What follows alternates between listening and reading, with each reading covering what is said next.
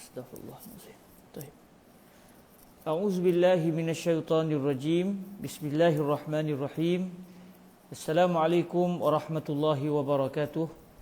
Alhamdulillahi rabbil alamin. Wassalatu wassalam ala al-habibil mustafa sayyidina wa maulana Muhammadinil karim wa ala alihi wa itratihi wa ashabihi ajma'in. Ashhadu an la ilaha illallah wahdahu la syarikalah wa ashhadu anna habibana wa sayyidana wa maulana Muhammadan abdullahi wa rasuluh wa safiyuhu min khalqihi wa habibuhu addal amanah wa ballaghar risalah wa nasahal ummah wa kashafallahu bihil ghummah. Allahumma salli wa sallim wa zid wa barik ala al-habibil mustafa sayyidina wa maulana Muhammadin wa ala ali sayyidina Muhammad. Allahumma amin. Amma ba'd. Alhamdulillah, kita sama-sama mengucapkan kesyukuran kepada Allah di atas nikmat dapat bertemu lagi dalam majlis pembacaan kitab Qurratul Ain. Semoga Allah SWT memberikan kebaikan kepada kita. Tadi kita dah mula dah sebenarnya, tapi disebabkan ada masalah lain, jadi saya mula daripada awal balik semula. Saya mohon kemaafan di atas kesulitan yang berlaku. Baik, dalam pertemuan-pertemuan yang lepas kita telah meneliti berkenaan dengan jenis-jenis kalimah di dalam ilmu usul fiqh. Maknanya apabila seseorang berbicara dalam bahasa Arab, maka kalimah yang dia gunakan dalam tutur bicaranya itu sebenarnya kalimah itu mempunyai status, mempunyai jenis-jenis tertentu. Dan alhamdulillah dalam pertemuan-pertemuan sebelum ni kita telah meneliti berkenaan dengan an-nas. Kita telah meneliti tentang kalimah yang dinamakan sebagai al-mujmal. Kita juga telah meneliti kalimah yang namanya al-mubayyan ataupun al-bayan itu sendiri. Dan alhamdulillah, moga-moga kita telah pun memahami dengan baik perbahasan-perbahasan kalimah-kalimah tersebut dalam kelas-kelas yang telah lepas. InsyaAllah pada hari ini kita akan meneliti pula berkenaan dengan satu status kalimah yang baru, iaitu al-zahir. Imamul Haramain rahimahullahu subhanahu wa ta'ala menyebut dalam matan beliau, wal-zahir mahtamala amrain ahaduhuma azharu minal akhar. Jadi insyaAllah kita akan meneliti teks Imamul Haramain ini berdasarkan huraian yang didatangkan oleh Al-Imam Al-Hattab Al-Maliki rahimahullahu subhanahu wa ta'ala. Bismillah wassalatu wassalam ala al-habibil mustafa sayyidina wa maulana Muhammadir rasulillah wa ala alihi wa itratihi wa ashabihi wa man walah. Amma ba'du, qala sayyiduna al-imam al-Hattab al-Maliki rahimahullahu subhanahu wa ta'ala wa nafa'ana Allahu bi'ulumihi wa ulumi masyayikhihi wa talamizatihi wa qurra'i qurratil ain wa sa'iri musannafatihi wa syurrahiha. Allahumma amin.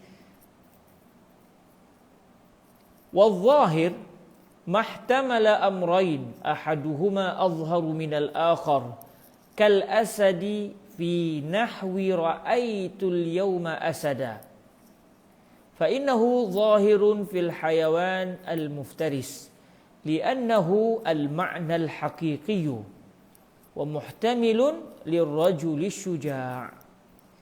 Okey. Matan Imamul Haramain berbunyi, al-zahir mahtamala amrain ahaduhuma azharu minal akhar. Baik, Imam Al-Haramain menyatakan al-zahir, maksudnya kalimah yang dinamakan sebagai al-zahir. Apabila suatu kalimah itu dia dinamakan sebagai al-zahir, maka dia sebenarnya kalimah apa? Apa jenis kalimah ini? Ma. Maksudnya ayyu kalimatin. Ma di sini bermaksud apa sahaja kalimah. Ihtamala amrain, apa saja kalimah yang dia mengandungi dua perkara. Maksud dia memiliki dua makna. Maksud dia dua makna atau lebih, tak semestinya kena dua. Tetapi yang pasti paling kurang dia ada dua makna dan mungkin boleh lebih.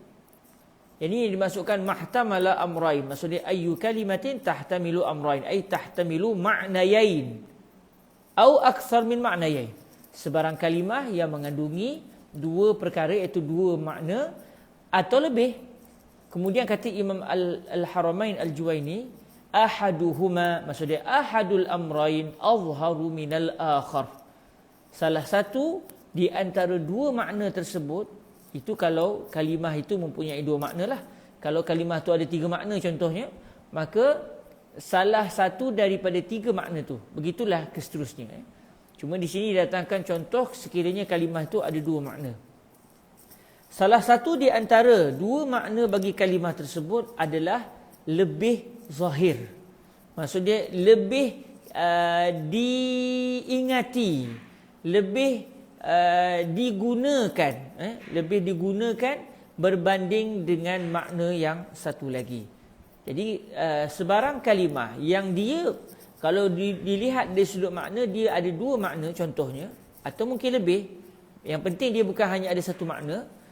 Okey, katakan dia ada hanya dua makna, maknanya dua makna tersebut bukan bermaksud kalimah itu digunakan pada kebanyakan ucapan masyarakat Arab, digunakan untuk kedua-dua makna tersebut. Maknanya makna pertama pun banyak digunakan, makna yang kedua pun banyak digunakan. Selalunya tidak. Selalunya bila disebut saja kalimah itu, orang akan teringat dengan makna yang tertentu. Maksudnya dia ada dua makna, orang akan teringat dengan salah satu makna sahaja biasanya. Adapun makna yang satu lagi, orang tak teringat sangat. Melainkan sekiranya ada bukti yang menunjukkan bahawa makna yang diinginkan daripada kalimah yang digunakan oleh orang yang bercakap tersebut bukan makna yang famous, bukan makna yang masyhur, sebaliknya makna yang jarang-jarang orang teringat kepada makna tersebut. Ini yang dimaksudkan wazahir mahtamala amrain ahaduhuma azharu minal akhar. Lalu Imam Al-Mahalli rahimahullahu subhanahu wa ta'ala mendatangkan contoh. Kal asad. Contohnya seperti kalimah al-asad. Apa makna asad, Fatimah? Al-asad maknanya singa. Asad bermaksud singa. Asad bermaksud singa. Jadi kalimah asad, dia ada makna singa. Dia memiliki makna iaitu seekor binatang yang kita kata singa. Dia bukan kucing, dia bukan harimau, dia bukan belalang, dia singa. Asad merujuk kepada satu binatang yang kita kenali. Dalam masa yang sama, kalimah asad juga mengandungi, kadang-kadang digunakan oleh orang Arab menunjukkan kepada maksud seorang yang berani. Jadi kadang-kadang digunakan kalimah asad bermaksud bukan singa tetapi bermaksud orang yang berani. Tetapi biasanya bila orang sebut kalimah singa, makna yang akan mula-mula singgah di minda kita adalah binatang itu. Jadi sebarang kalimah yang keadaannya adalah seperti ini, dia ada dua makna contohnya.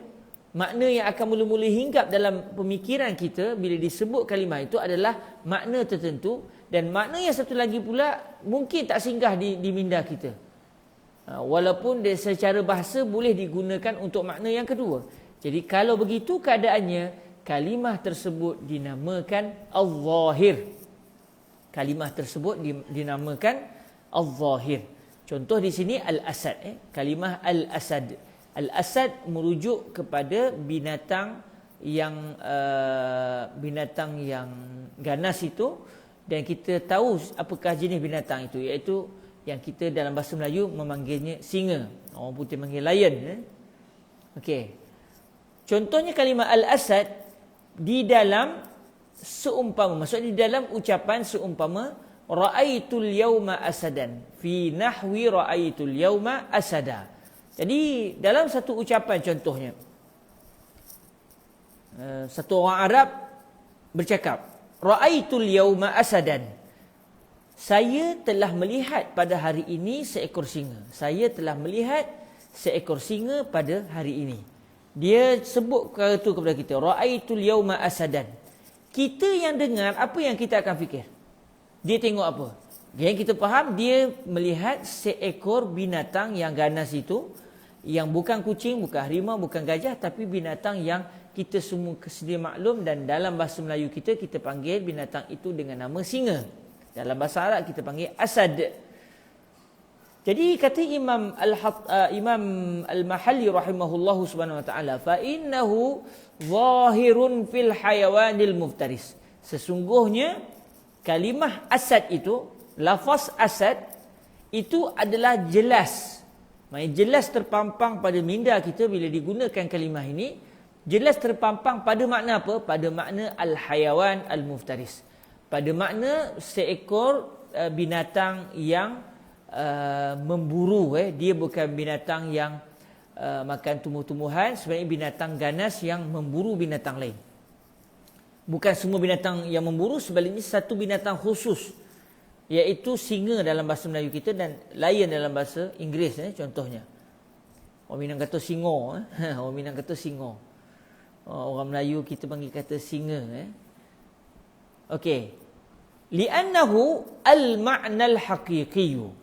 Okey, lalu kata Imam Al-Mahalli, kalau kita buka dalam Syarhul Al-Jalal Al-Mahalli rahimahullah, kalau kita buka kitab ni contohnya, kita akan mendapati bahawa ini adalah ucapan asalnya Imam Al-Mahalli. Dan kita semua sedia maklum kitab Qurratul Ain ini Imam Al-Hattab mendatangkan kalimah Imam Al-Mahalli, dan beliau juga menambah daripada pihak beliau sendiri, dan kadang-kadang ada kalimah yang digunakan oleh Imam Al-Mahalli ditukar dan diubah suai oleh Imam Al-Hattab Al-Maliki. Jadi kalau kita rujuk dalam Syarah Al-Mahalli, kita akan mendapati bahawa ucapan ra'aitul yauma asadan fa innahu zahirun fil hayawanil muftaris li'annahu al-ma'na al-haqiqi, itu adalah memang ayat Imam Al-Mahalli. Jadi Imam Al-Mahalli rahimahullahu subhanahu wa ta'ala ingin menjelaskan kenapa kalimah asad itu maknanya jelas pada al-hayawan al-muftaris. Kenapa tidak merujuk kepada, kenapa kalimah asad tidak maknanya bukan jelas pada seorang yang berani contohnya. Tetapi bila gunanya kalimah asad, makna yang jelas yang akan terpampang, yang akan terus singgah dalam minda kita adalah al-hayawan al-muftaris. Kenapa? Lalu kata beliau, li'annahu al-ma'na al-haqiqiyu, kerana kalimah asad bermaksud seekor haiwan yang memburu itu, haiwan yang ganas itu, itulah makna al-haqiqi, makna yang hakiki bagi kalimah asad. Dalam bahasa Arab kita tahu kadang-kadang satu kalimah dia ada makna hakiki, dia ada makna majazi. Dia ada makna hakiki, maknanya memang asal kalimah itu digunakan untuk makna itu. Kemudian kalimah itu juga digunakan pada makna lain yang pada asalnya makna itu bukan milik kalimah tersebut. Contoh macam kalimah asad. Asal penggunaan asal dari segi bahasa Arab, kalimah asad bukan bermaksud seorang lelaki yang berani. Kalimah asad adalah bermakna haiwan yang ganas itu, yang memburu tersebut. Namun akhirnya selepas itu orang Arab kadang-kadang menggunakan juga kalimah asad untuk makna yang lain. Maksudnya mereka telah mendatangkan makna baru bagi kalimah asad. Jadi bila orang tanya kalau begitu, apakah makna hakiki bagi kalimah asad? Kita kata iaitu makna asal bagi kalimah asad. Apa dia makna asal bagi kalimah asad? Merujuk kepada binatang yang ganas, binatang yang memburu. Okey, dalam masa yang sama dia ada makna yang kedua yang kita sebut tadi sebagai orang yang berani, seorang lelaki yang berani contohnya. Al-asad merujuk kepada lelaki yang berani. Itu bukan makna asal bagi kalimah asad, tetapi dia sudah ditambah oleh orang Arab. Bila mereka guna kalimah asad, kadang-kadang makna yang mereka inginkan juga merujuk kepada lelaki yang berani.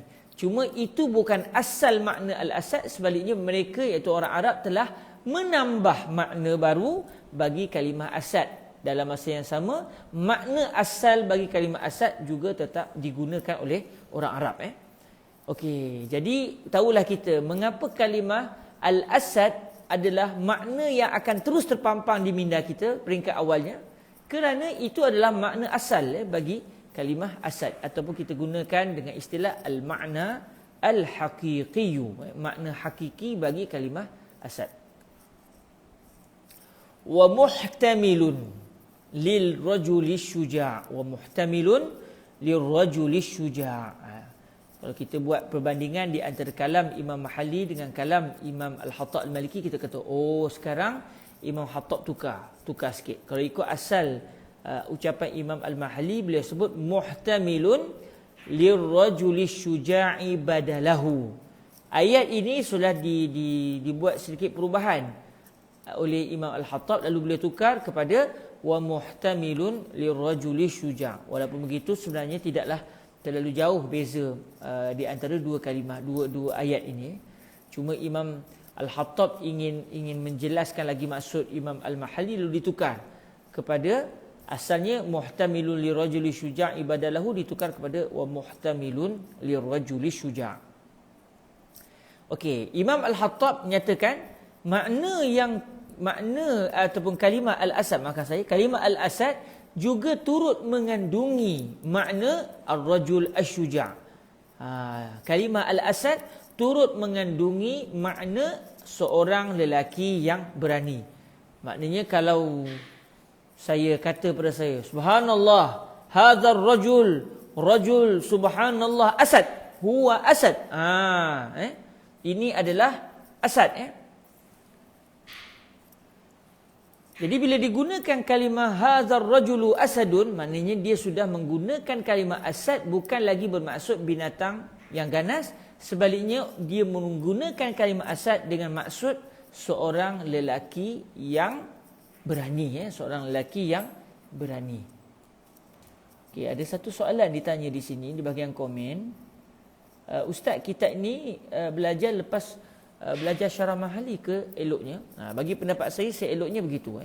Baik, sebab dalam kitab Qurratul Ain, beliau ada mendatangkan tambahan-tambahan yang agak luas. Tidak seperti dalam kitab Imam Al-Mahalli. Cuma peranan Imam Al-Hattab, beliau nak menjelaskan apa yang diinginkan oleh Imam Al-Mahalli, tapi ada juga tambahan-tambahan yang detail yang beliau datangkan yang tidak ada dalam kitab Al-Imam Al-Mahalli.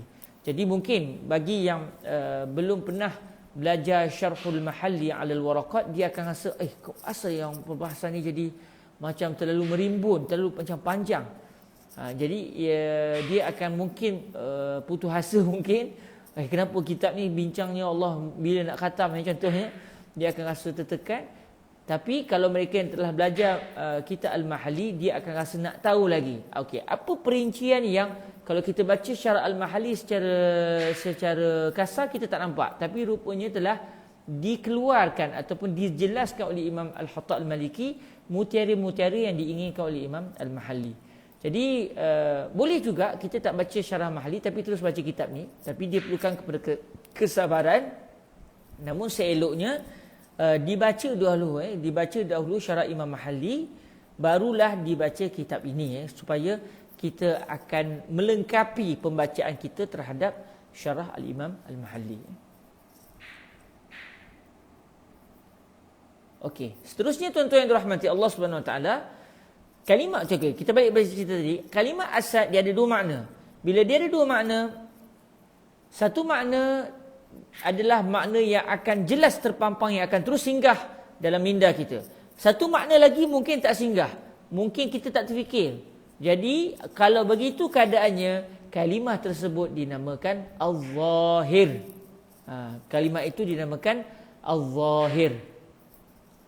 Contoh macam kalimah al-asad tadi. Dia ada, bila sebut asad, apa yang orang akan ingat dulu? Orang akan ingat, asad bermaksud singa. Tapi kalau saya kata ra'aitul yauma asadan yulqil khutbah, saya telah melihat seekor singa menyampaikan khutbah. Orang dengar, saya telah melihat seekor singa. Okey, orang faham singa lah, binatang tu. Tiba-tiba yulqil khutbah, telah memberikan khutbah. Orang kata, orang kata, bukan singa yang diinginkan. Diinginkan lelaki yang berani. Baru orang pun kata, bukan makna singa, ada makna yang kedua. Jadi kalimah yang macam ini keadaannya, kalimah ini dinamakan al-zahir. Okey.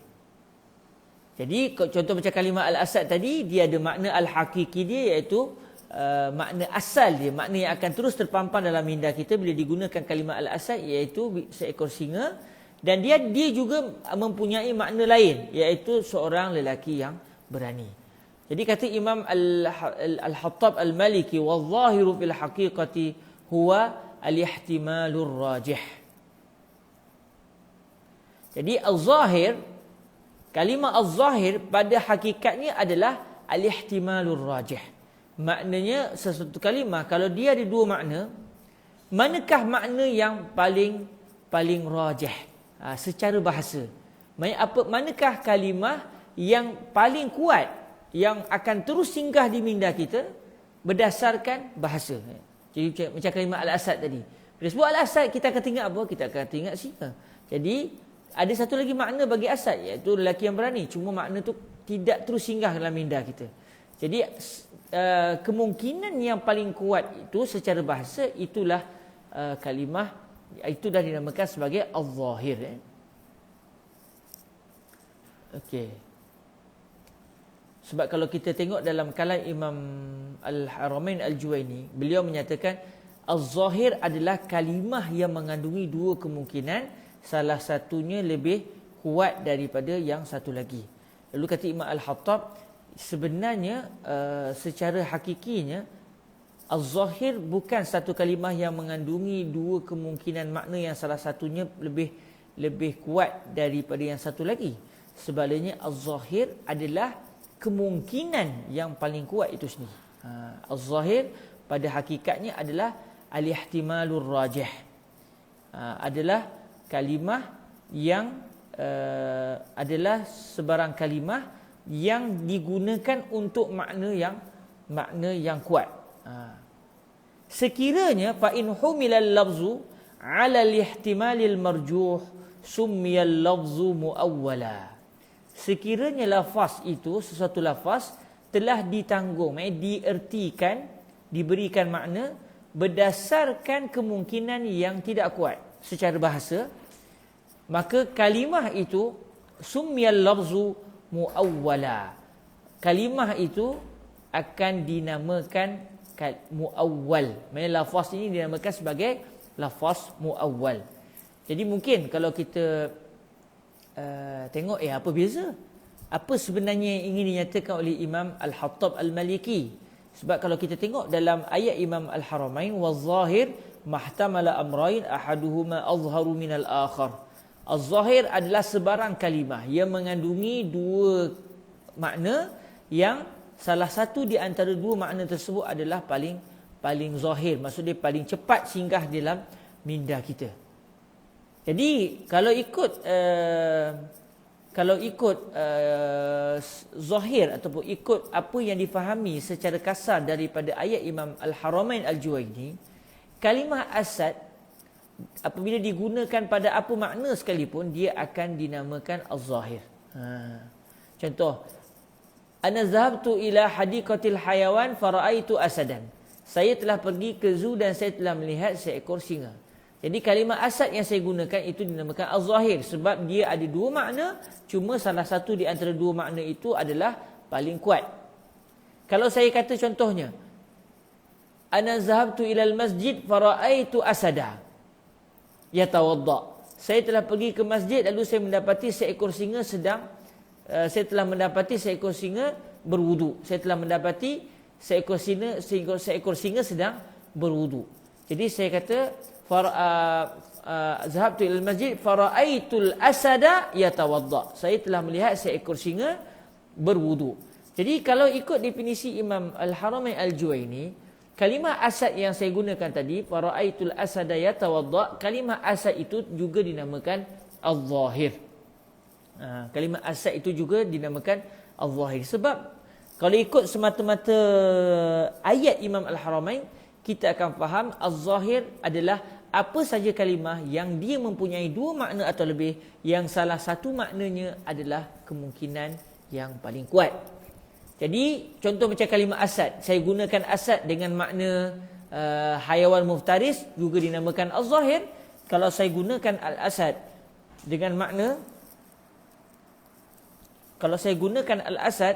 dengan makna orang yang berani, juga akan dianggap sebagai al-zahir kalau kita berpada dengan definisi yang didatangkan oleh Imam Al-Haramain Al-Juwaini.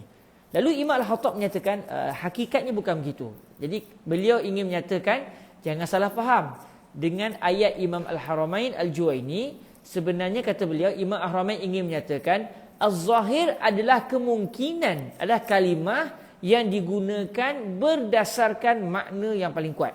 Kalau kalimah itu digunakan pada makna yang tidak kuat dari sudut bahasa, maka kalimah itu tidak lagi dinamakan al-zahir, tetapi akan digunakan ataupun dinamakan sebagai muawwal. Okey, saya sebut slow. Saya buat contoh tadi, bila saya kata ana ra'aitu asadan fi hadiqatil hayawan. Saya telah melihat seekor singa di zoo. Jadi kalau ikut semata-mata definisi Imam Al-Haramain, kalau kita semata-mata melihat definisi az-zahir yang didatangkan oleh Imam Al-Haramain, iaitu mahtamal amrain ahaduhuma azharu minal akhar, kita akan mengatakan okey, kalimah asad di sini dia ada dua makna, iaitu kalau melihat dari segi penggunaan orang Arab, asad ada dua makna. Satu maksud dia singa, satu lagi maksud dia orang yang berani. Cuma bukan dua-dua makna ni akan kuat, mempunyai unsur kuat yang sama. Sebaliknya antara dua makna ni ada yang lebih kuat dari sudut bahasa, iaitu kalau merujuk kepada kalimah al-asad, makna yang paling kuat bagi al-asad adalah seekor singa. Okey, kalau kalimah itu dia ada dua makna dan salah satunya lebih kuat daripada makna yang satu lagi, maka kalimah itu sendiri dinamakan asad. Kalimah itu sendiri dinamakan sebagai al-zahir. Lalu kalau saya sebut pula satu ucapan lain, saya kata ana wajadtul asada yatawadda. Saya telah mendapati seekor singa berwuduk. Jadi ketika itu asad yang saya gunakan dalam ayat yang kedua ini, dia juga mempunyai dua makna. Salah satunya lebih kuat daripada satu yang lain, satu yang lain. Makna yang lebih kuat bagi asad adalah seekor singa. Makna yang tidak kuat bagi kalimah asad adalah orang lelaki yang berani. Jadi oleh kerana saya telah menggunakan kalimah asad yang ada dua makna, yang salah satunya lebih kuat daripada satu yang lain, maka kalimah al-asad yang saya datangkan dalam ayat ra'aitu ataupun wajatul asad yatawadda, saya mendapati seekor singa berwuduk, kalimah asad dalam contoh ini juga dinamakan al-zahir. Namun bukan itu sebenarnya yang diinginkan oleh Imamul Haramain Al-Juwaini. Kata Imam Al-Hattab Al-Maliki, pada hakikatnya al-zahir bukan kalimah yang mengandungi dua kemungkinan. Al-zahir adalah kalimah yang digunakan pada makna yang paling kuat di antara dua makna bagi suatu kalimah. Jadi kalau saya guna contohnya, ana zahabtu ila hadiqatil hayawan fawajadtu asadan. Saya telah pergi ke zoo dan saya dapati seekor singa. Atau saya tak sebut secara panjang. Saya kata ana ra'aitu asadan, gitu ya kata. Ustaz Nawawi kata Bashar Asad. Allah Ta'ala. Okey, ini contoh. Bashar Asad tu nama orang lah. Okey, ni Asad dari segi bahasa semata-mata. Kalau saya sebut ana ra'aitu asadan, saya telah melihat seekor singa. Jadi ketika itu kalimah singa yang saya gunakan tersebut, dia adalah merujuk kepada makna seekor haiwan. Jadi ketika itu asad dalam contoh ini dinamakan al-zahir. Tapi kalau saya guna kalimah asad dalam contoh yang lain, contohnya saya kata wajatul asada yatawadda, saya mendapati seekor singa berwuduk, maka ketika itu kalimah asad yang saya gunakan berdasarkan contoh yang kedua ini tidak dinamakan al-zahir, tetapi dinamakan muawwal. Kerana ada keganjilan pada kalimah asad untuk kita ertikan dalam contoh yang kedua ini sebagai seekor singa. Sebab secara adatnya singa tidak akan berwuduk. Yang berwuduk adalah orang. Maka apabila ada sebarang keganjilan dalam ayat tersebut dan ada petunjuk yang menunjukkan bahawa makna yang diinginkan bagi kalimah asad bukanlah makna yang paling kuat bagi asad, iaitu seekor singa. Sebaliknya makna yang lemah bagi asad, iaitu lelaki yang kuat, lelaki yang berani. Sebabkan ada petunjuk dalam ayat ini, saya kata ya tawadda, berwuduk. Jadi kalimah berwuduk itu menjadi petunjuk bahawa asad yang saya inginkan bukan seekor haiwan, sebaliknya merujuk kepada seorang yang berani. Maka apabila saya menggunakan kalimah asad dalam contoh yang kedua tadi, kalimah asad itu tidak dinamakan al-zahir, tetapi dinamakan muawwal. Ini kata Imam Al-Hattab. Sebab kalau ikut apa yang kita faham secara zahir daripada kalam Imam Al-Haramain Al-Juwaini, Imam Al-Haramain menyatakan az-zahir merujuk kepada mana-mana kalimah yang dia ada dua makna atau lebih, yang salah satu maknanya adalah lebih kuat. Jadi kalau ikut semata-mata apa yang kita fahami daripada kalam Imam Al-Haramain, saya guna kalimah asad dalam apa keadaan sekalipun dia dinamakan al-zahir. Sedangkan Imam Al-Hattab mengatakan bukan itu yang diinginkan oleh Imam Al-Haramain. Imam Al-Haramain ingin menyatakan al-zahir adalah sesuatu kalimah yang dia ada dua makna atau lebih, tetapi digunakan pada makna yang paling kuat. Tapi kalau al-muawwal pula adalah satu kalimah yang ada dua makna atau lebih, tetapi kalimah itu digunakan pada makna yang bukan paling kuat. Okey. Harap-harapnya jelas ya di sisi para pendengar, insya-Allah Subhanahu Wa Taala. Jadi ada sedikitlah huraian. Ini saya buat contoh tengok macam mana Imam Al-Hattab beliau menjelaskan kembali apa yang diinginkan oleh Imam Al-Haramain dan menjelaskan keinginan yang didatangkan dalam huraian Imam Al-Jalal Al-Mahalli. Cuma kalau macam perkara ini mungkin agak dalam dan mungkin menyebabkan bagi mereka yang belum berkenalan ataupun belum pernah membaca kitab Imam Al-Jalal Al-Mahalli mungkin akan terpinga-pinga. Tapi bagi yang telah belajar, dia akan dia sudah ada satu gambaran, so sekadar tambahan kepada gambaran yang telah ada. Okey, kesimpulannya kita sebut al-zahir adalah satu kalimah yang dia pada hakikatnya ada dua makna atau lebih. Secara bahasanya dia ada dua makna atau lebih, tetapi dia telah digunakan pada makna yang paling kuat dari sudut bahasa. Manakala kalau kalimah yang mempunyai dua makna atau lebih tersebut digunakan pada makna yang bukan paling kuat, sebaliknya pada makna yang kedua atau ketiga atau keempat, maka ketika itu kalimah itu dinamakan muawwal, dinamakan muawwal. Wa innama yuawwalu bid-dalil. Muawwal ni apa maksud dia? Takwil. Takwil ni kita kata maksud takwil adalah menggunakan suatu kalimah bukan pada maknanya yang hakiki. Menggunakan satu kalimah bukan pada maknanya yang hakiki. Contoh, bila saya kata ana wajadtul asada yatawadda, saya telah mendapati seekor singa berwuduk. Jadi saya ketika itu telah menggunakan kalimah singa bukan pada makna yang paling kuat bagi singa. Sebab makna yang paling kuat bagi singa adalah seekor singa. Sedangkan sewaktu saya sebut ra'aitul asada yatawadda, yang saya inginkan adalah saya ingin menyatakan bahawa ada seorang yang berani telah berwuduk. Jadi ketika itu saya telah menggunakan kalimah asad bukan pada maknanya yang paling kuat dari sudut bahasa, tapi saya guna kepada makna yang lain bagi kalimah asad. Maka itu dinamakan takwil, itu dinamakan sebagai takwil. Okey.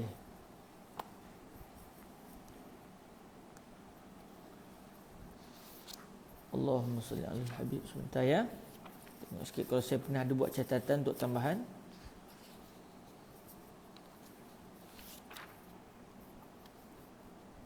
Okey.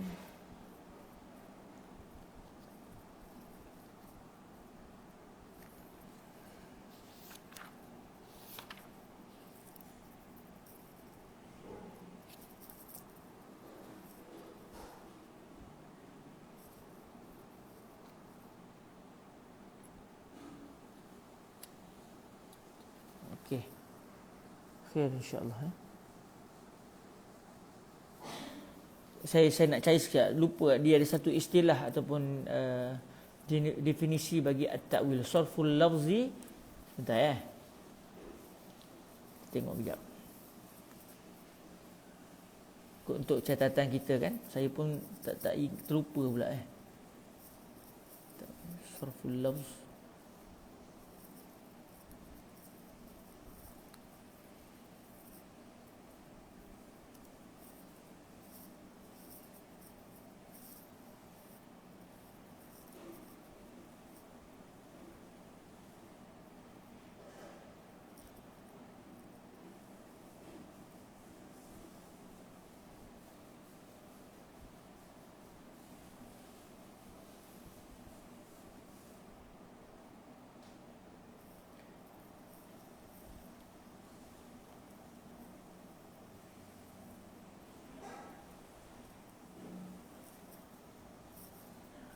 Sebentar, saya nak tengok pun dari segi definisi at-ta'wil yang diinginkan oleh para ulama. Sebab nanti kita akan tengok tentang satu perbahasan.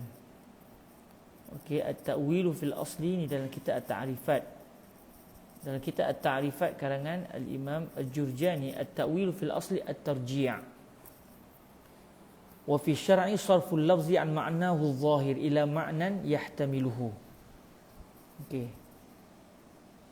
Jadi sarful lafzi an ma'nahu adh-dhahir. Sarful lafzi an ma'nahu adh-dhahir.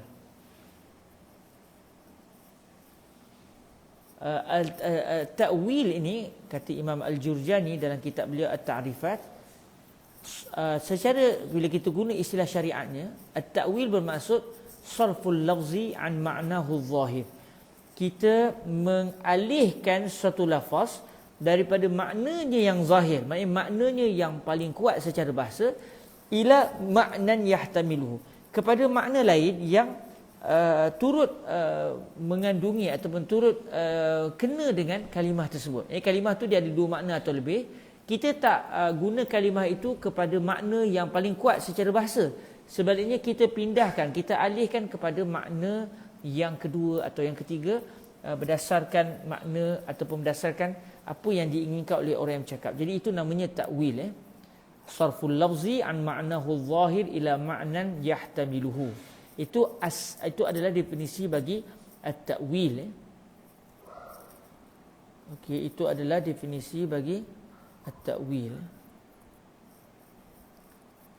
Alhamdulillah.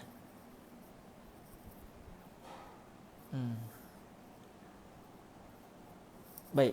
Jadi tuan-tuan yang dirahmati Allah Subhanahu Wa Taala, apabila sesuatu kalimah itu sudah dipindahkan, sudah dialihkan daripada diertikan kepada makna yang kuat secara bahasa, sebaliknya kita pindahkan, kita alihkan kalimah itu kepada makna lain. Yang kalau melihat semata-mata bahasa, erti itu ataupun makna itu tidak dianggap makna yang kuat bagi kalimah tersebut. Maka kita kata Imam Al-Mahalli rahimahullah, beliau menyatakan wa innama yu'awwalu bid-dalil. Maka sesuatu kalimah dia akan ditakwil, maksudnya dia akan ditukar, akan dialihkan maknanya daripada makna yang paling kuat kepada makna yang tidak kuat. Tindakan itu hanya boleh, takwil hanya boleh dengan sebab ada dalil. Maka kalau tidak ada dalil, tidak boleh kita memahami satu kalimah berdasarkan makna yang tidak kuat. Contoh, saya jumpa kat tuan-tuan, saya kata, wallahi ana ra'aitu asadan. Demi Allah, saya telah melihat seekor singa. Saya senyap begitu ya. Saya tak kata pula saya tengok di mana, tengok di masjid ke, tengok dia bagi khutbah ke. Saya tak kata begitu. Saya hanya sebut, wallahi ana ra'aitul asad. Ana ra'aitu asadan al-yawm. Demi Allah, saya telah melihat seekor singa pada hari ini. Jadi ketika itu saya sudah menggunakan kalimah singa. Dan kalimah singa, dia ada banyak makna. Tapi dalam banyak-banyak makna tu, makna yang paling kuat sekali bagi kalimah singa adalah merujuk kepada binatang yang ganas yang kita semua tahu. Jadi apabila saya menggunakan ayat tadi, saya kata, wallahi ana ra'aitul asad al-yawm. Ana ra'aitu asadan al-yawm. Saya lihat seekor singa pada hari ini. Tuan-tuan yang mendengar ucapan saya, tak boleh tuan-tuan fahami, oh maknanya dia tengok seorang yang berani. Tuan-tuan faham, oh maknanya saya melihat seekor binatang, saya melihat seorang yang berani. Tuan-tuan pindahkan kalimah asad yang saya gunakan, pindahkan daripada makna yang kuat bagi kalimah asad iaitu seekor binatang, tuan-tuan pindahkan kepada makna yang tidak kuat, sedangkan tidak ada sebarang bukti dan dalil yang menunjukkan bahawa saya sebenarnya menginginkan makna lain bagi kalimah asad. Kalau tuan-tuan buat begitu, itu tindakan yang salah. Itu tindakan yang salah, yang bercanggah dengan konsep ilmu. Sebaliknya, suatu kalimah itu kalau digunakan, kita berpegang dengan makna yang paling kuat bagi kalimah itu. Walaupun dia ada banyak makna, kita tengok makna yang paling kuat bagi kalimah itu apa dia? Secara bahasa. Tapi, kalau ada dalil, ada petunjuk yang menunjukkan bahawa saya tidak inginkan makna yang paling kuat, sebaliknya saya inginkan makna yang kalau ikut dari segi bahasa bukan paling kuat, tetapi disebabkan ada petunjuk, ini menunjukkan makna yang tak kuat itu sebenarnya yang diinginkan dalam ayat tadi, maka ketika itu boleh sebab ada dalil. Sebab tu disebut sini wa innama yu'awwalu bid-dalil. Sesungguhnya sesuatu kalimah yang ada dua makna, yang dia memiliki satu makna yang paling kuat, dia hanya akan ditakwil, maksudnya dipindahkan daripada makna yang paling kuat kepada makna yang tidak kuat disebabkan ada dalil. Bid dalil ay bisababi wujudid dalil, disebabkan adanya dalil. Kama qal wa yu'awwalu zahiru bid dalil. Sebagaimana kata Imam Mahali kata, sebagaimana beliau iaitu Imam Al-Haramain Al-Juwaini telah berkata, kama qal, maksudnya kama qala Imam Al-Haramain Al-Juwaini wa yu'awwalu zahiru bid dalil. Sebarang kalimah yang zahir, sebarang kalimah yang dia adalah az-zahir, maksudnya dia ada dua makna, dia salah satu maknanya paling kuat, kita hanya boleh memindahkan kalimah itu kepada makna yang lain disebabkan ada dalil. Wa yu'awwalu zahiru bid dalil, suatu kalimah yang dia berstatus zahir. Maksud berstatus zahir di sini dia ada dua makna, satu paling kuat, satu kurang kuat. Kita hanya boleh pindahkan dia kepada makna yang tidak kuat apabila ada dalil. Apabila ada dalil. Apa maksud dia? Kata Imam Al-Hattab Al-Maliki, Imam Hattab tambah pula, ay yuhmalu ala al-ihtimalil marjuh. Maksud dia, disebabkan ada dalil, kalimah tersebut ditanggung. Maksud dia diertikan. Diertikan pada apa? Ditanggung pada apa? Diertikan berdasarkan kemungkinan yang marjuh, kemungkinan yang lemah. Secara bahasa makna tu lemah, tetapi disebabkan ada dalil, maka dalil menyebabkan kita mampu untuk menyatakan bahawa makna bagi kalimah zahir ini bukanlah berdasarkan makna yang kuat, tetapi sebenarnya makna yang diinginkan adalah makna yang lemah. Makna yang lemah sepatutnya kita tak boleh pegang. Tapi kenapa kita boleh pegang? Sebab ada dalil. Jadi bila ada dalil baru kita boleh pegang. Okey. Soalan daripada sahabat kita Muhaji Singh, mata kaji. Takut juga tu namanya. Muhaji Singh mata kaji. Takut saya. Siapa nama? Muhaji Singh mata kali. Mata kali ke mata kaji? Mata kaji. Semar tilam pula. Tu menakutkan lagi. Okey. Usul fiqh diguna juga ke dalam akidah? Sebenarnya tuan-tuan, konsep takwil dalam istinbat hukum juga digunakan dalam konsep akidah. Sebab ilmu ni dia saling bantu membantu, dan dia sebenarnya saling mempunyai kemesraan antara satu dengan lain. Sebab tu kita akan jumpa juga perbahasan takwil dalam isu akidah, dan nanti akan didatangkan contohnya oleh Imam Al-Hattab Al-Maliki dan juga Imam ataupun lebih tepatnya didatangkan oleh Imam Al-Mahalli di dalam contoh sebentar nanti. Kerana konsep takwil dalam akidah, kalau akidah perbahasannya bukan untuk istinbat hukum. Akidah tujuannya untuk memahami uluhiyat, nubuwat dan juga as-sam'iyat. Perkara-perkara yang berkaitan dengan ketuhanan, dengan kenabian dan perkara-perkara yang bersifat ghaib.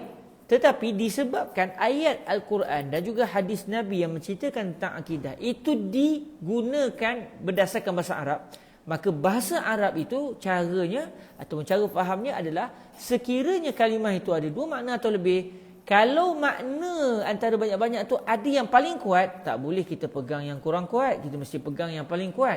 Tapi kalau dengan berpegang dengan makna yang paling kuat akan menyebabkan jadi caca merba, jadi pening kepala, kita pun pergi kepada makna yang asal bahasanya tidak kuat tetapi menjadi kuat disebabkan ada dalil.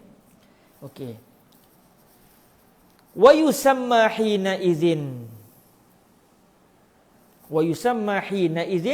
al-zahira bid-dalil. Wa yusamma hina idzin al-zahira bid-dalil. Ketika itu kalimah yang digunakan berdasarkan makna yang tidak kuat disebabkan ada dalil, Kita gunakan kalimah itu dengan makna yang tidak kuat secara bahasanya.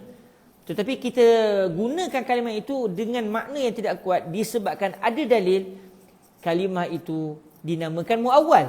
Dia tidak dinamakan zahir. Tetapi boleh juga dinamakan az-zahir, tapi tak boleh sebut az-zahir semata-mata, kena sebut az-zahir bid-dalil. Dia menjadi zahir disebabkan dalil. Kalau tidak disebabkan dalil dinamakan, dia tak boleh dianggap sebagai zahir.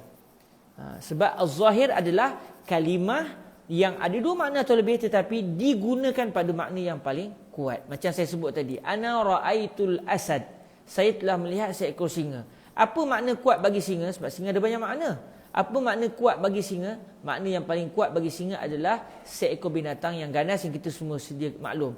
Jadi apabila saya telah menggunakan kalimah singa dengan makna binatang yang ganas tadi, maka kalimah asad yang saya gunakan dalam ayat tadi dinamakan al-zahir. Tapi kalau saya sebut ana ra'aitul asada yulqil khutbah yaumal jum'ah, saya melihat seekor singa telah menyampaikan khutbah pada hari Jumaat, saya gunakan kalimah asad. Tetapi makna yang saya inginkan bukan lagi singa. Yang saya inginkan adalah seorang yang berani. Maka kalimah al-asad yang saya gunakan dalam ayat yang kedua tadi, wallahi ana ra'aitul asada yulqil khutbah yaumal jum'ah, saya melihat seekor singa telah menyampaikan khutbah, telah memberikan pidato pada hari Jumaat. Kalimah singa tadi tidak dinamakan al-zahir. Sebab dia bukan al-zahir. Dia bukan digunakan pada makna yang paling kuat. Dia digunakan pada makna yang lemah. Tetapi dia digunakan pada makna yang lemah kerana ada dalil yang menyokong bahawa makna yang lemah itu rupanya yang diinginkan oleh yang bercakap. Jadi kalimah al-asad dalam contoh yang saya sebut tadi, ra'aitul asada yulqil khutbah, saya melihat seekor singa telah menyampaikan khutbah. Kalimah asad ini tidak dinamakan zahir, dia dinamakan muawwal. Tetapi boleh juga dinamakan al-zahir, tapi kena lapik dengan satu lagi kalimah, iaitu bid-dalil. Dia jadi zahir disebabkan ada dalil. Kalau tak ada dalil, dia tak dinamakan zahir. Sebab al-zahir adalah kalau semata-mata kalimah az-zahir itu merujuk kepada sesuatu kalimah yang digunakan pada makna yang paling kuat dari sudut bahasa. Tapi kalau saya nak namakan dia juga az-zahir, sedangkan makna yang saya gunakan bukan makna yang paling kuat, boleh, tetapi saya kena lapik. Jangan sebut zahir semata-mata, saya kena sebut zahir bid-dalil. Dia jadi zahir juga disebabkan ada dalil. Kalau tak kerana ada dalil, saya tak boleh namakan dia sebagai az-zahir. Wa yusamma hina idzin al-zahira bid-dalil. Kalau kita tengok ni, Imam Al-Hattab bukan sekadar mengubah kalam Imam Al-Mahalli dalam beberapa keadaan, hatta kalam Imam Al-Haramain pun boleh ubah, sebab asal mata Al-Waraqah adalah wa yusamma zahiran tanpa alif lam. Lalu Imam Al-Hattab tukar wa yusamma al-zahira. Subhanallah. Jadi Imam Al-Hattab bukan semata-mata mengubah kalam Imam, bukan sekadar membuat sedikit perubahan pada kalam Imam Al-Mahalli, sebaliknya hatta kalam Imam Al-Haramain, pengarang kitab Al-Waraqat juga ada yang diubah suai oleh Imam Al-Hattab Al-Maliki. Lalu kata Imam Al-Haramain, kata Imam Al-Mahalli, kama yusamma muawwala. Jadi sesuatu kalimah yang sudah digunakan pada makna yang tidak kuat disebabkan ada dalil, kita pun berpegang dengan makna yang tidak kuat, sebagaimana dia boleh dinamakan sebagai az-zahir bid-dalil, dia juga dinamakan muawwal. Jadi kalau macam saya sebut tadi, ana ra'aitul asada yulqil khutbah, saya melihat seekor singa telah berkhutbah. Jadi kalimah asad dalam ayat saya tadi, dia boleh dinamakan sebagai muawwal, dia juga boleh dinamakan al-zahir bid-dalil. Dia tidak boleh dinamakan az-zahir. Jadi bila orang kata taib, kalimah asad ni apa nama dia? Kita kata dia ada dua nama. Nama pertama kita boleh namakan dia sebagai muawwal, sebab muawwal adalah satu kalimah yang digunakan pada makna yang tidak kuat, tetapi dia digunakan pada makna yang tak kuat sebab ada dalil. Jadi saya namakan dia sebagai muawwal, sebab at-ta'wil adalah menukar suatu kalimah daripada makna yang paling kuat kepada makna yang tidak kuat disebabkan ada dalil. Dalam masa yang sama, saya juga boleh namakan dia sebagai zahir bid-dalil. Boleh tak saya kata dia juga dipanggil zahir? Jawapannya tidak boleh. Sebab az-zahir adalah merujuk kepada satu kalimah yang digunakan pada makna yang kuat dari sudut bahasa. Saya kata ra'aitul asad, saya telah melihat seekor singa. Al-asad dalam contoh ini baru dinamakan sebagai al-zahir, kerana saya gunakan kalimah asad dan makna yang diinginkan adalah singa itu sendiri, iaitu makna yang paling kuat dari sudut bahasa. Lalu didatangkan contoh, dan ini contoh yang berkait dengan akidah. Jadi seakan-akan Imam Imam Al-Mahalli rahimahullah subhanahu wa ta'ala menyatakan atau menjawab soalan daripada saudara kita Muhaji Singh Mata Kaji. Subhanallah. Kalau dalam usul fiqh banyaklah kita akan dalam istimbat hukum kita akan jumpa ada kalimah-kalimah yang ditukar ataupun difahami berdasarkan makna yang tidak kuat disebabkan dalil. Maksudnya kita berpegang dengan takwil dalam isu istimbat hukum. Di sini didatangkan contoh dalam ilmu akidah juga berlaku isu takwil. Okey, kata Imam Al-Mahalli rahimahullah, kama fi qawlihi ta'ala was-samaa'a banainaha bi'aid. Was-samaa'a banainaha bi'aidin. Cuma kalau kita baca, kita berhenti, kita baca bi'aid. Yang bermaksud apa? Langit kami telah membinanya dengan tangan-tangan. Kalimah aid adalah jamak bagi kalimah yad. Yad, yadan, aidi. Aidi. Jadi kata Imam Al-Jalal Al-Mahalli, kata beliau, fa inna, cuma kalimah fa inna kalau kita tengok dalam syarah Imam Mahalli tak ada. Ini fa inna ni tambah daripada Imam Al-Hattab. Fa inna zahirahu jam'u yadin. Kalimah aid dalam firman Allah Taala bi aidin, dengan aid. Apa maksud aid? Aid ada banyak makna. Aid kadang-kadang bermaksud quwah. Aidun kadang-kadang menunjuk pada makna kuah. Tapi di sini kalimah aid, orang Arab bila sebut aidin, itu secara makna zahir, makna kuat bagi kalimah aid adalah merupakan kata jamak bagi kalimah yad. Yad apa maksud dia? Yad bermaksud tangan. Ni tangan. Maknanya dalam anggota badan yang anggota yang dinamakan sebagai tangan, ini dinamakan sebagai yad dalam bahasa Arab. Yad. Jadi kalau macam binatang pula, dua kaki depan dia itu dinamakan sebagai yad. Walaupun kita orang Melayu panggil kaki depan, kaki belakang, tapi dalam bahasa Arab yang depan tu dipanggil yad, dua yang belakang tu dinamakan kaki. Jadi macam kita, ini namakan yad, tapi kaki yang menyokong badan kita sewaktu berjalan. Jadi berdasarkan makna aid, dan aid adalah jamak kepada yad secara zahir, kalau kita melihat kepada makna bahasa semata-mata, makna yang kuat bagi kalimah aidi bermaksud tangan-tangan. Maksud dia Allah Ta'ala ingin menyatakanlah ayat ni, kalau ditilik semata-mata makna bahasa, langit, kata Allah Ta'ala, kami telah membina langit dengan tangan-tangan. Maksudnya dengan tangan-tangan kami. Maknanya Allah Ta'ala ada tangan. Bukan ada satu tangan, bahkan bukan ada dua tangan. Ada banyak. Sebab aid adalah jamak. Jamak menunjuk tiga ataupun lebih. Sebab tu kalau kita tak hairan, kalau kita tengok dalam agama-agama lain digambarkan Tuhan itu ada 2-3 tangan. Dalam agama Hindu contohnya. Jadi dalam ayat ini secara zahir, kalau dilihat semata-mata makna bahasa, ia akan menunjukkan bahawa Allah Subhanahu Wa Taala memiliki tangan-tangan, dan Allah Subhanahu Wa Taala telah membina langit dengan tangan-tangan Allah Subhanahu Wa Taala. Lalu kata Imam Al-Mahalli rahimahullah, wa huwa, cuma kalimah wa huwa ni kalau ikut asal dalam syarah Imam Mahalli, wa zalika, cuma ditukar oleh Imam Al-Hattab, ditukar daripada wa zalika kepada wa huwa. Wa huwa muhalun fi haqqillahi ta'ala. Tetapi maksud ataupun menyandarkan atau menyatakan bahawa Allah Subhanahu Wa Taala itu memiliki tangan, itu adalah mustahil pada hak Allah Subhanahu Wa Taala. Kalau pada hak kita sebagai makhluk, ya kita ada tangan. Kucing ada tangan, rimau ada tangan. Tetapi dengan tangan, apa maksud tangan? Dalam bahasa Arab, tangan bermaksud anggota tubuh. Anggota tubuh yang digunakan untuk mengambil sesuatu benda. Itu makna tangan dalam bahasa Arab. Walaupun tangan ada banyak makna, tapi makna yang paling kuat bagi kalimah yad dalam bahasa Arab merujuk kepada makna tangan. Yang kita faham. Itu tangan yang menggenggam, yang menulis, yang memegang, yang menarik.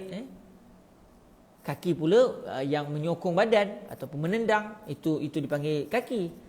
Jadi apabila Allah Ta'ala sebut kami telah membina, maksudnya Allah menyatakan yang Allah telah membina langit dengan tangan-tangan Allah Subhanahu Wa Ta'ala, makna secara bahasa, Tuhan ada tangan, maknanya Tuhan ada anggota badan. Dan ini mustahil, kata Imam Al-Mahalli rahimahullahu Subhanahu Wa Ta'ala, ini adalah mustahil bagi hak Allah Subhanahu Wa Ta'ala. Menyatakan Allah ada tangan, menyatakan Allah ada kaki, menyatakan Allah Ta'ala seperti makhluk, ada tempat, berada di langit, daripada langit turun ke langit dunia setiap malam. Memahami perkara ini adalah bercanggah dengan hak Allah Subhanahu Wa Ta'ala. Sebab dalam antara sifat Allah Subhanahu Wa Ta'ala yang kita imani adalah mukhalafatuhu lil hawadis. Allah Subhanahu Wa Ta'ala adalah bersalahan, bercanggah sama sekali dengan para makhluk. Makhluk ciptaan Allah mempunyai sifat-sifat, mempunyai ciri-ciri. Ciri-ciri makhluk itu bukan ciri-ciri Allah Subhanahu Wa Ta'ala. Bila kita beranggota badan, berjasad, mustahil Allah berjasad. Bila kita mempunyai lokasi, boleh bergerak daripada satu tempat ke satu tempat, ia merupakan sifat makhluk dan ia mustahil bagi Allah Subhanahu Wa Ta'ala.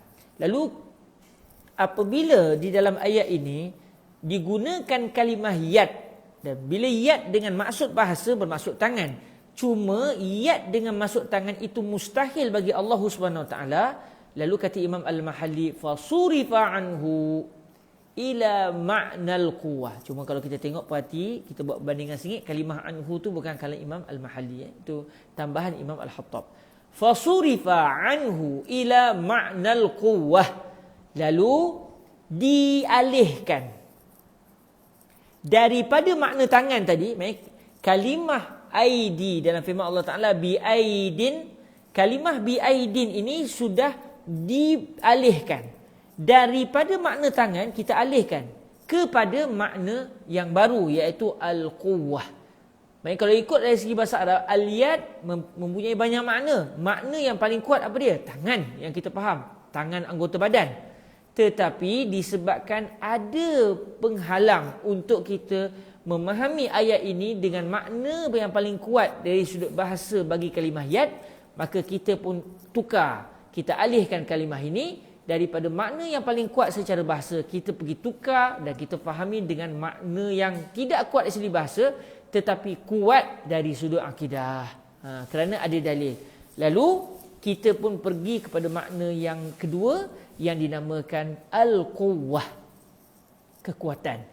Kami telah membina langit dengan kekuatan, bukan dengan kelemahan, bukan dengan susah payah, dengan begitu gagah. Allah mencipta langit dengan gagah sekali, bukan dengan kepenatan, dengan keletihan. Tak, Allah gagah dan Allah menciptakan langit dengan penuh kegagahan.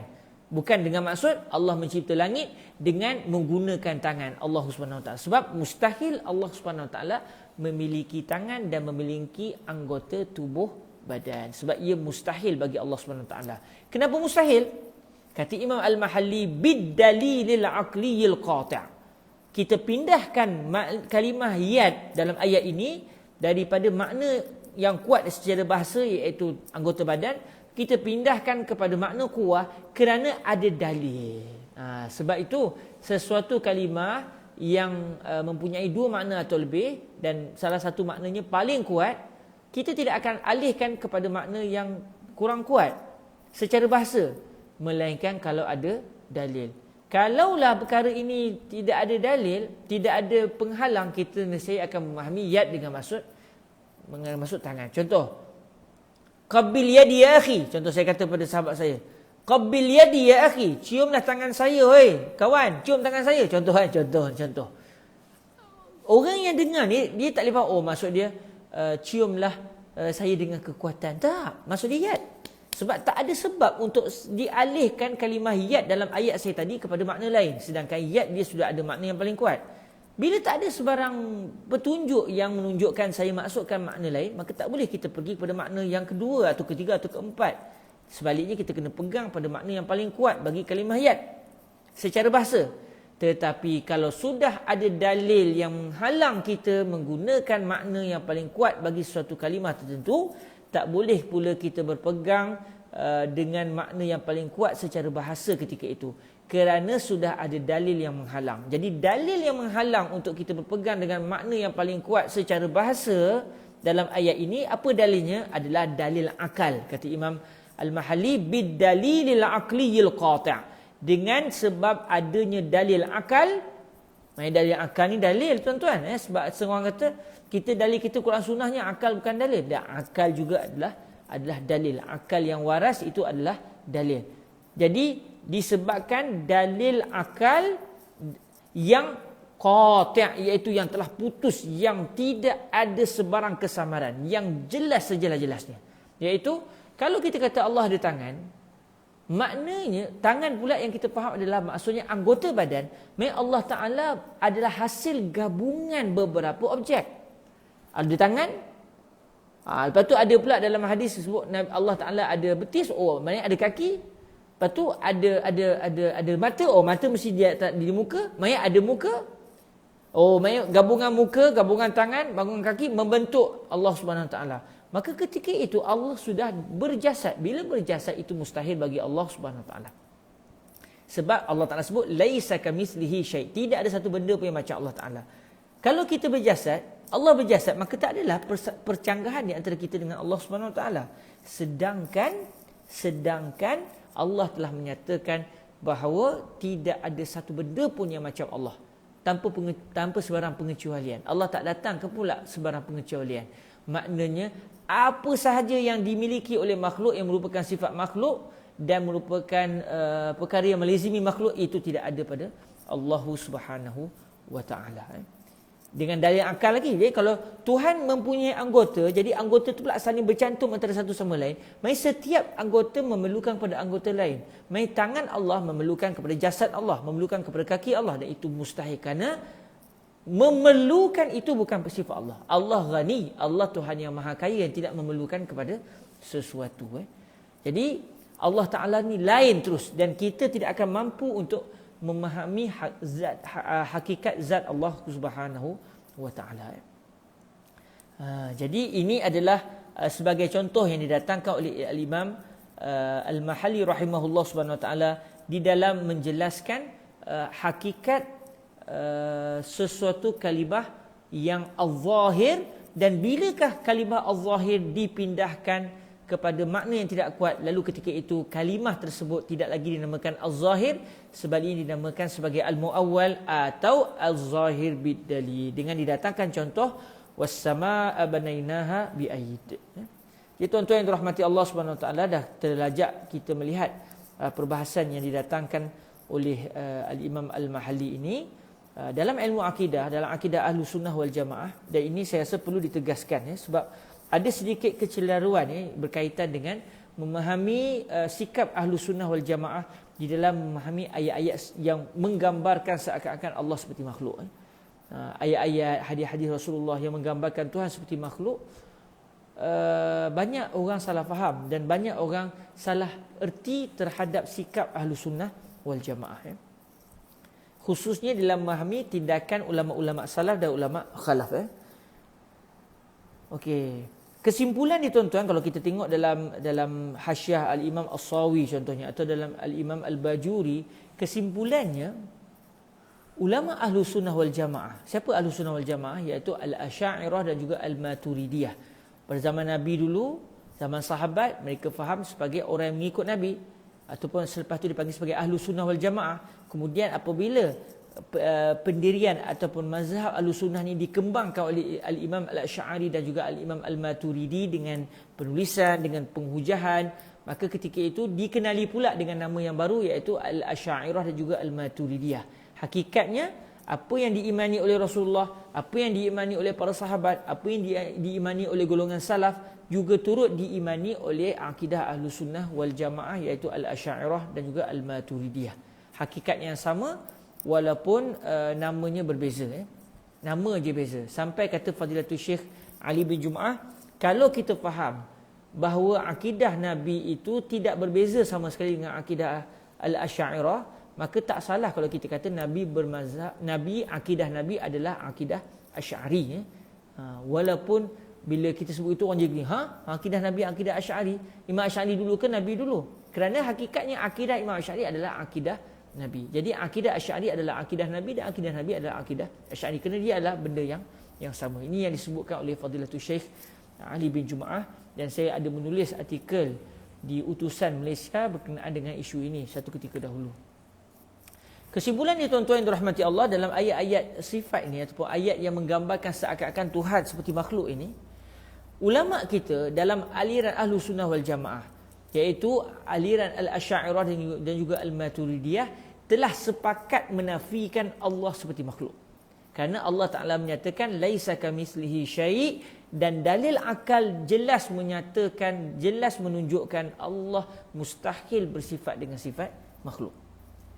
Namun datang sebahagian ayat Al-Quran dan juga sebahagian hadis Rasulullah yang menunjukkan secara zahir, maksudnya berdasarkan secara makna bahasa Arab yang paling kuat, makna bahasa Arab yang paling kuat, menunjukkan seakan-akan Allah itu bersifat dengan sifat makhluk.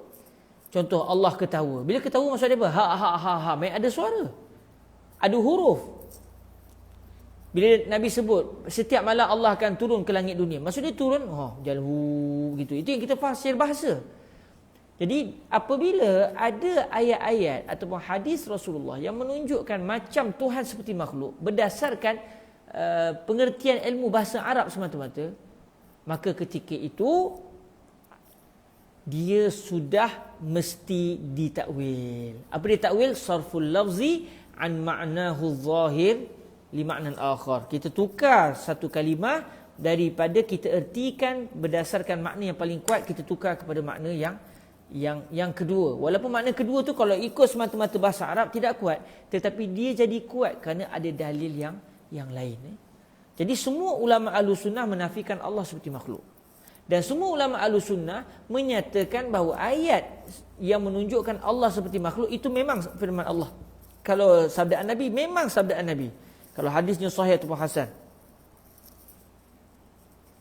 Jadi maknanya, sebagai contoh, bila Allah Ta'ala kata was-samaa'a banainaha bi'aid, semua ulama Ahlussunnah bermula daripada Rasulullah, para sahabat, tabi'in, tabi'in, turun sampai kepada Al-Imam Abdul Hasan Al-Asy'ari, Al-Imam Abu Mansur Al-Maturidi, turun sampai kepada Imam Ghazali, turun lagi sampai kepada Imam Fakhruddin Ar-Razi, turun sampai kepada kita hari ini yang berakidah dengan akidah Ahlus Sunnah wal Jamaah. Semua kita akan mengatakan bahawa ini adalah ayat Allah, ini adalah sabdaan Nabi, cuma makna yang difahami secara makna bahasa yang paling kuat itu mustahil bagi Allah Subhanahu Wa Taala. Mustahil. Maknanya bila mustahil, bila Allah kata was-samaa'a banainaha bi'aid, kami telah membina langit dengan tangan-tangan. Mustahil Allah Taala memiliki anggota tangan dengan maksud tangan secara bahasa. Tetapi Allah Taala yang telah berfirman dengan firman ini. Maknanya memang betul ini adalah firman Allah Subhanahu Wa Taala. Tetapi makna secara zahir itu mustahil bagi Allah Subhanahu Wa Taala. Jadi ketika itu mesti pergi kepada makna yang lain. Tak boleh kita pegang dengan makna yang difahami secara makna paling kuat secara bahasa. Macam kita telah bincang tadi. Maka kita pun pergi kepada makna yang lain. Bila kita pergi saja kepada makna yang lain, itulah dia takwil. Jadi semua ulama Ahlus Sunnah akan mentakwil. Maksudnya mereka akan menolak makna yang zahir. Sebaliknya mereka akan pergi kepada takwil. Mereka akan pergi kepada az-zahir bid-dalil. Mereka akan pergi kepada muawwal. Sebab apa mereka pergi kepada muawwal dan tak pergi kepada makna zahir, dan sedangkan makna zahir itu makna yang paling kuat dari sudut bahasa? Kerana ada dalil yang menunjukkan bahawa makna paling kuat secara bahasa itu bukan yang diinginkan oleh Allah dan juga Nabi SAW.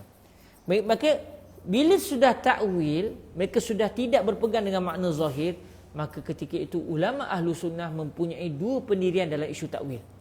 sebahagian ulama, dan ini kebanyakan pendapat ulama salaf, mereka berpegang dengan at-ta'wil al-ijmali, iaitu mereka menolak makna zahir, tetapi mereka berpegang dengan takwil secara ringkas, secara kasar begitu. Apa maksud at-ta'wil al-ijmali? Mereka akan kata, contohnya dalam ayat ini, was-samaa'a banainaha bi'aid. Ayat ini adalah ayat Allah Ta'ala. Ini betul firman Allah Ta'ala. Ayat ini secara makna bahasa Arab menunjukkan Allah ada anggota tangan. Mustahil Allah ada anggota tangan. Maknanya ada makna lain dan bukan makna anggota tubuh yang kita faham secara bahasanya. Apa maknanya?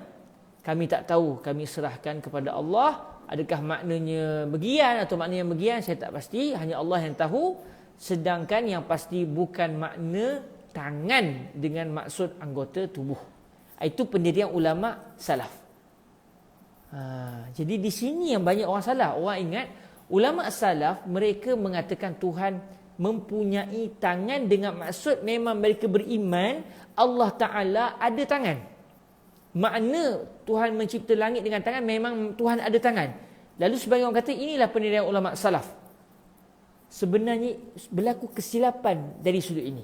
Kerana ulama salaf beriman lafaz itu adalah daripada Allah, tetapi tidak menjadikan lafaz itu berdasarkan makna bahasa yang paling kuat bagi kalimah itu. Sebaliknya, mereka beriman ini firman Allah Ta'ala, tetapi makna bagi kalimah yad contohnya bukan lagi makna yang paling kuat dari sudut bahasa. Sebaliknya, makna yad di sini bermaksud lain. Mereka sudah pindah kepada makna yang baru. Cuma ulama salaf kebanyakan mereka mengambil sikap tidak mahu menyatakan dengan begitu yakin atau menyatakan dengan jelas-jelas dan terang-terang apakah makna kedua setelah mereka menolak makna zahir bagi kalimah yad. Mereka kata Allah Ta'ala yang sebut.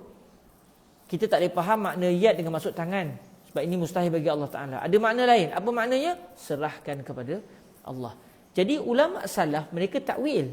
Cuma mereka takwil dengan ringkas. Mereka hanya memindahkan kefahaman mereka daripada berpegang dengan makna zahir kepada makna yang lain. Bila orang tanya apa maknanya Syekh? Saya tak tahu, serah pada Allah Ta'ala. Allah yang sebut, Allah yang lebih tahu. Itu pendirian kebanyakan ulama salaf.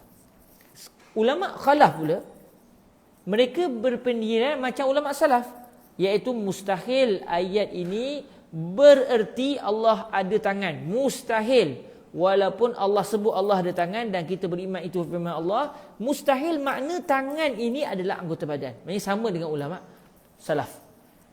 Maksudnya mereka pun pergi kepada makna yang kedua, mereka pun takwil. Setelah mereka pergi kepada makna yang kedua, ulama salaf mereka tidak mahu mencari apa makna yang kedua. Mereka takut tersilap. Lalu mereka serahkan kepada Allah. Sehingga ulama salaf kita kebanyakan dulu bila baca hadis-hadis seperti ini, mereka akan baca semata sahaja dan mereka menafikan makna yang mustahil bagi Allah dan mereka kata Allah Ta'ala lebih tahu apa maknanya. Begitu. Ulama khalaf pula, mereka disebabkan kalimah ini ada pelbagai makna. Ada makna yang paling kuat, contoh yad. Makna paling kuat adalah tangan. Ini mustahil bagi Allah, maka mereka menolak makna yang paling kuat. Mereka meneliti pula makna yang kedua, yang ketiga, yang keempat bagi kalimah yad berdasarkan penggunaan orang Arab. Kalimah yad dalam bahasa Arab selain pada makna tangan, apa lagi makna dia? Tengok makna yang kedua, sesuai tak dengan Allah? Ke makna yang ketiga sesuai? Ke makna yang keempat sesuai? Ke makna yang kelima sesuai?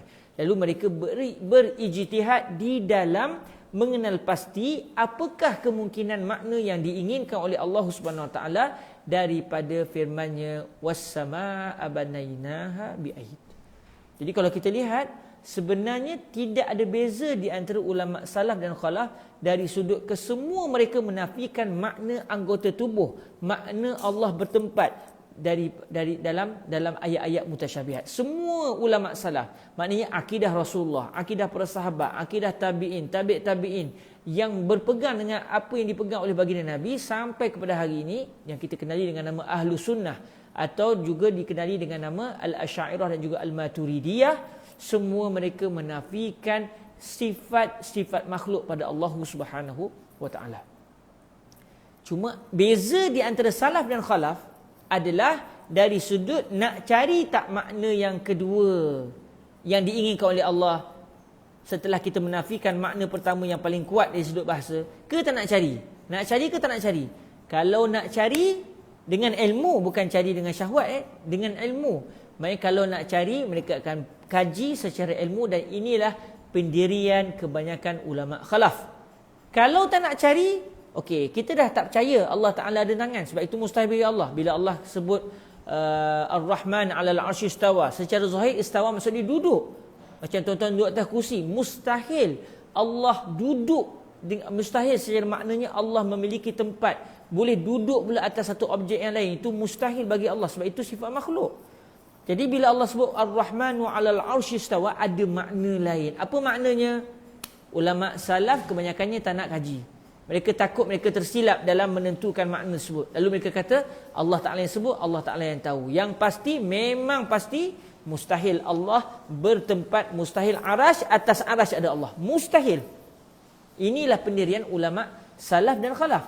Cuma bezanya ulama salaf kata bila Allah sebut Allah istawa, kalau ikut maknanya duduk atas langit, atas arash. Mustahil, ada makna lain. Apa maknanya? Kami tak tahu. Serah kepada Allah. Ulama khalaf pula menyatakan ada makna lain. Lalu mereka mencari istawa, antara makna yang digunakan dalam bahasa Arab adalah istaula, iaitu menguasai, bukan duduk, sebaliknya menguasai. Walaupun secara bahasa istawa adalah lebih kuat kepada makna duduk, tetapi disebabkan ada dalil, maka para ulama tidak berpegang dengan makna dengan makna duduk, sebenarnya pergi kepada makna yang lain, iaitu menguasai. Ada juga ulama yang mungkin akan pergi pada makna yang ketiga, keempat dan sebagainya. Mungkin dalam menentukan makna sesuatu ayat dan juga hadis yang sama-sama ini, ada ulama faham makna yang bagian, ada ulama faham makna yang bagian.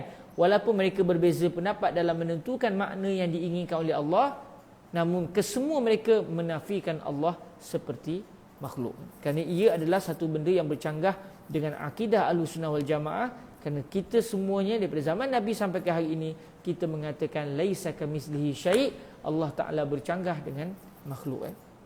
Jadi saya sebut perkara ini kerana banyak sahabat kita kata, sebahagian sahabat kita yang beriktikad dalam hatinya Allah memang di langit. Di langit tu ada Allah. Dengan bukti kita berdoa angkat tangan, ini bukti Allah di atas. Allah dengan maksud di atas tu, di langit itu, kalau kita pergi ke langit, kita akan jumpa Allah di situ. Maksudnya Allah bertempat. Mereka kata ini pendirian ulama salaf. Yang kamu yang kita takwil ni ulama khalaf, ni tak betul. Sebenarnya mereka telah salah faham, kerana mengatakan Allah seperti makhluk itu bukan akidah ulama salaf, itu bukan akidah ulama khalaf, itu akidah musyabbihah. Itu akidah golongan yang menyatakan Allah seumpama makhluk. Sedangkan ulama-ulama ahlu sunnah, sama ada khalaf ataupun salaf, mereka akan menafikan Allah Ta'ala memiliki lokasi, bertempat dan sebagainya. Kerana ini semua sifat makhluk, mustahil Allah seperti makhluk. Ada makna lain. Apa maknanya? Ulama salaf kata kami tak nak cari, hanya Allah yang tahu. Ulama khalaf pula mencari berdasar ilmu. Sebab tu para ulama kita sering sebut tariqatus salaf aslam. Cara fikir ulama salaf dalam ayat-ayat seperti ini lebih selamat. Kenapa? Bila mereka tak menentukan makna yang Allah Ta'ala nak inginkan sebut, setelah mereka nafikan makna yang mustahil bagi Allah, maknanya mereka tidak melakukan kesilapan, maka mereka selamat. Dalam masa yang sama, ulama juga menyatakan wa tariqatul khalafi a'lam. Cara ulama khalaf memahami